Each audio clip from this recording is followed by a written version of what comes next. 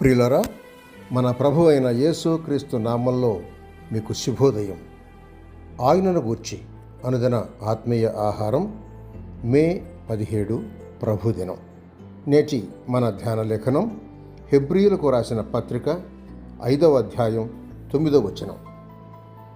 మరియు ఆయన సంపూర్ణ సిద్ధి పొందినవాడై తనకు విధేయులైన వారికి అందరికీ నిత్య రక్షణకు కారకుడాయను.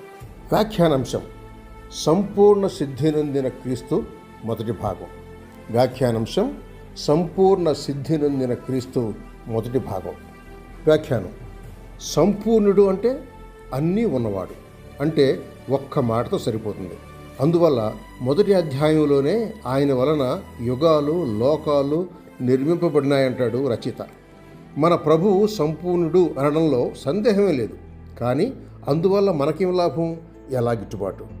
క్రీస్తు నరావతారం ఎత్తడానికి ప్రాముఖ్యమైన కారణాలు నరులు దేవునితో పోగొట్టుకున్న సమాధానాన్ని, సహవాసాన్ని పునరుద్ధరించటం, అలాగే ఆయనతో నిత్యత్వంలో ఉండడానికి తగిన సంపూర్ణులుగా దేవుని కుమారులకు తగినట్టుగా నరులను సిద్ధపరచడం.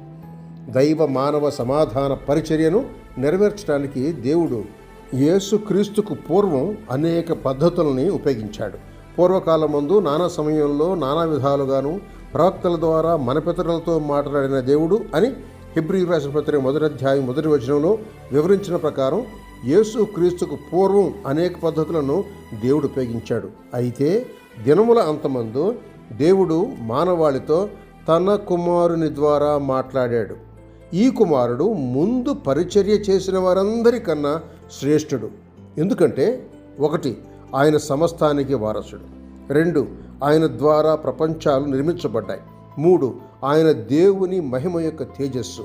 4, ఆయన దేవుని తత్వం యొక్క మూర్తిమంతం. 5, తన మహత్తుగల మాట చేత సమస్తాన్ని నిర్వహించగలవాడు. 6, పాపముల విషయంలో శుద్ధీకరణ చేసినవాడు. 7, దేవదూతల కంటే శ్రేష్ఠుడు. 8, దేవుని కుడిపార్శ్వమున కూర్చున్నవాడు.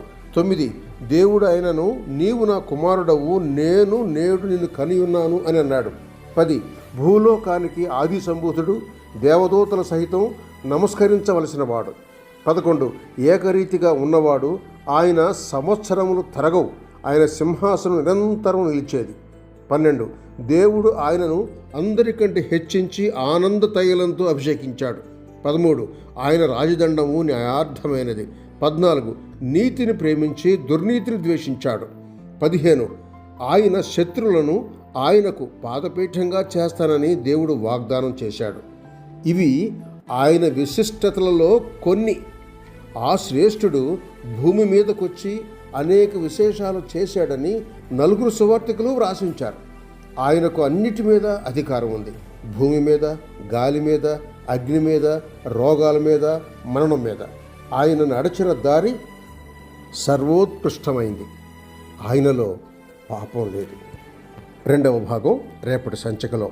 శుభములతో వందనాలు.